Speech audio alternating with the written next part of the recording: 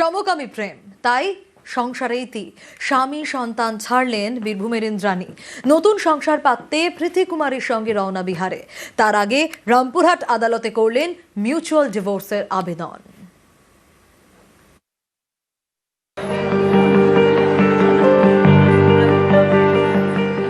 ইনি বীরভূমের ইন্দ্রাণী দালাল, পাশে বিহারের প্রীতি কুমারী।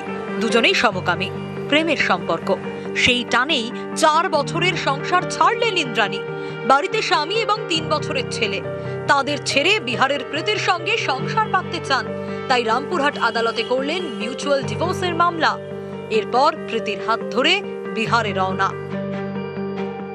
ডিসিশনটা নিলাম কারণ আমি একজন সমকামী।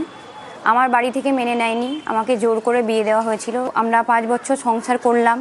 আমি ভাবলাম যে হয়তো আমার কোনো মনের ভুল হতে পারে, এটা আমাকে মানসিক রোগের ডাক্তারও দেখানো হয়েছিল। আমি কোনোভাবেই পারছিলাম না থাকতে ওর সঙ্গে। তো এর সঙ্গে আমার 2 বছর আগে পরিচয় হয়। তো আমি ডিসিশন নিই যে ওর সঙ্গে আমি এবার বিয়ে করব, মানে চলে যাব। বীরভূমের মারগ্রামের বাসিন্দা ইন্দ্রাণী। 4 বছর আগে এলাকারই এক যুবকের সঙ্গে বিয়ে হয়। তাদের 3 বছরের ছেলেও রয়েছে।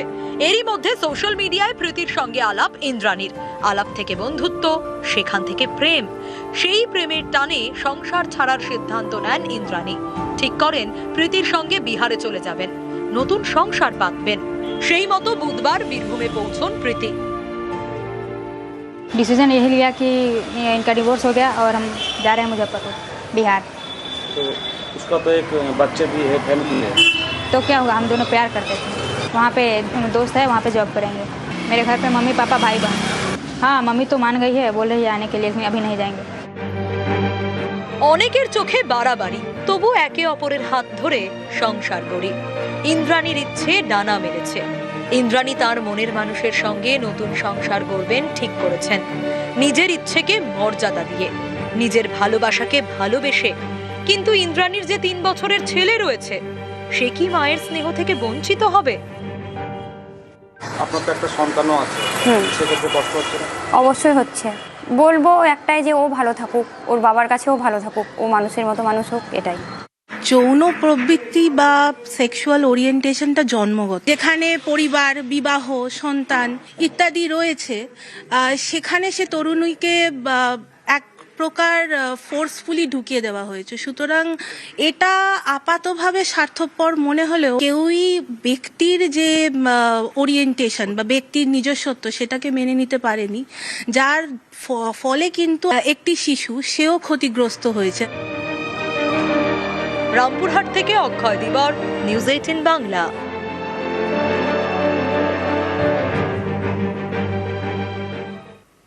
কৃষ্ণনগরে মায়ের চোখ দান করেছিলেন সমাজকর্মী ছেলে, আর এর বদলা হিসেবে সমাজকর্মীর ছেলের চোখ উপড়ে ফেলার হুমকি। হ্যাঁ, চাঞ্চল্যকর এই অভিযোগ প্রতিবেশীদের বিরুদ্ধে। আজও আতঙ্কে আমির চাঁদের 9 বছরের ছেলে। শিশুটি এতটাই ভয়ে যে আর বাড়ি ফিরতে চাইছে না। আমার 9 বছরের ছোট ছেলে, সেদিনকে তাকে ফরমান মণ্ডল সে হাত ধরে টেনে নিয়ে, ওই তোর ছেলে আছে, ধর ন্যায়, ওর চোখ দূর তুলে নি। এইবার সেই ছেলেকে ফোন করলাম, তো সে বলছে আমি এখন বাড়ি যাব না, গেলেই আমার চোখ তুলে নেবে।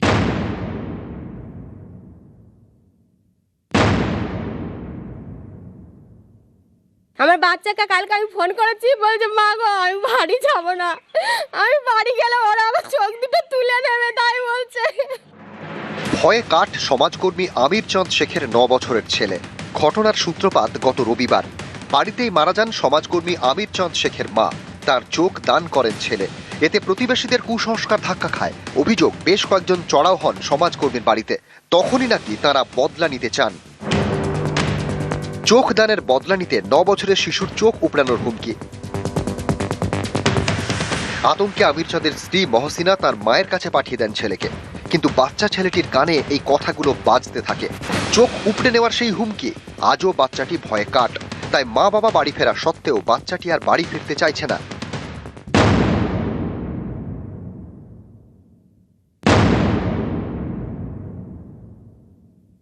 এখনো আতঙ্কিত আছি।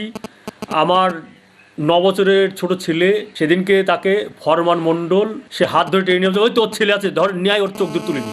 এইবার সেই ছেলেকে ফোন করলাম, তো সে বলছে আমি এখন বাড়ি যাব না, গেলেই আমার চোখ তুলে নেবে। এবং তারা এখন বহাল তবিতে রয়েছে।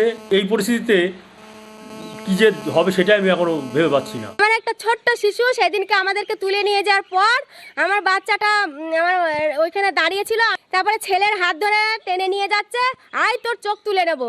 আমার ছেলে কান্না করতে করতে আমার মা তখন তাড়াতাড়ি করে নিয়ে ওর হাত ধরে নিয়ে চলে যায়। আমার বাচ্চাকে কালকে আমি ফোন করেছি, বলছে মা গো আমি বাড়ি যাবো না, আমি বাড়ি গেলে ওরা আমার চোখ দুটো তুলে নেবে তাই বলছে।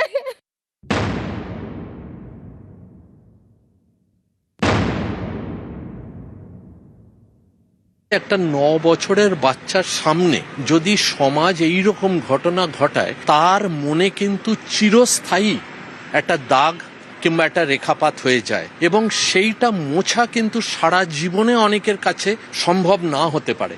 এবং এখান থেকে আজকে তো ভয় পাচ্ছে, কিন্তু পরবর্তীকালে বড় রকমের মানসিক রোগ, anxiety disorder, post traumatic stress disorder, depression, even সাইকোসিস পর্যন্ত হতে পারে। নিউজ 18 বাংলা। মায়ের চোখ দান করায় জেল, তারপর জামিনে মুক্ত সমাজকর্মী। কিন্তু মামলা থেকে তো মুক্তি মেলেনি। মামলা প্রত্যাহারের দাবিতে সরব আমির চাঁদ শেখ প্রশ্ন তুলেছেন পুলিশের ভূমিকা নিয়ে।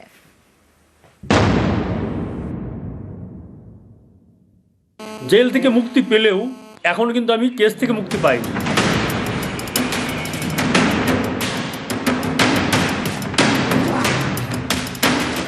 মায়ের চোখ দান করেছিলেন সমাজকর্মী ছেলে।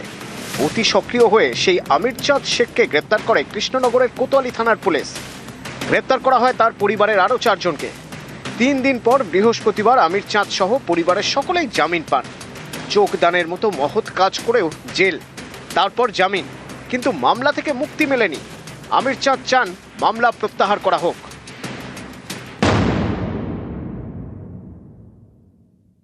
জেল থেকে মুক্তি পেলেও এখন কিন্তু আমি কেস থেকে মুক্তি পাইনি।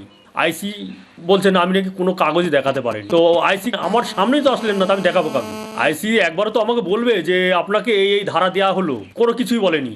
এখনো আতঙ্কিত আছি। 10-11 জন যারা অভিযোগ করেছে তাদের এগেনস্টেও কোনো ব্যবস্থা গ্রহণ করেনি, এবং আইসির এগেনস্টেও এখনো কোনো ব্যবস্থা নেয়নি সরকার। জামিন হয়েছে, মামলাটা প্রত্যাহার করা হয়নি, অর্থাৎ তার বিচার চলবে।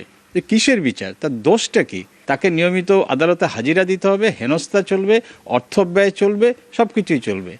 অন্যায় করেছে পুলিশ, অন্যায় করেছে অভিযোগকারীরা, এবং অন্যায় করেছে পেছনে যারা ষড়যন্ত্রকারী। মরণোত্তর চক্ষুদান একটা আইনি প্রক্রিয়া, এবং অঙ্গদান, দেহদান একটা অত্যন্ত সমাজের পক্ষে আজকের দিনে খুবই গুরুত্বপূর্ণ কাজ।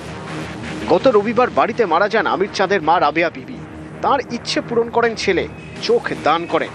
অথচ আমির চাঁদের প্রতিবেশীরা অভিযোগ করেন মৃতের অঙ্গ নাকি বিক্রি করা হয়েছে।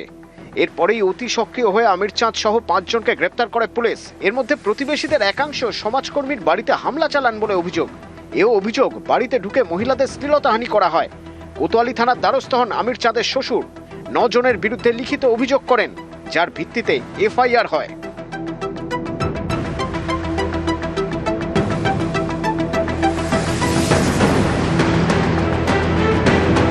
এই এফআইআর পর্যন্তই। অভিযোগ, এরপর থেকে পুলিশ নিষ্ক্রিয়। হামলা ও শ্লীলতাহানির অভিযোগে 1 জনকেও গ্রেপ্তার করেনি।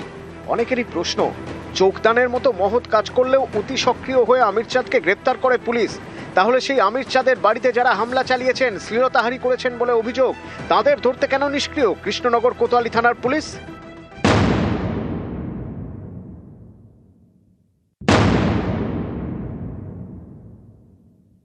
আমরা যে জেলে 3 দিন আমাদের নিরপরাধভাবে কাটাতে হলো, কেন কাটাতে হলো আমাদের এই 3 দিন?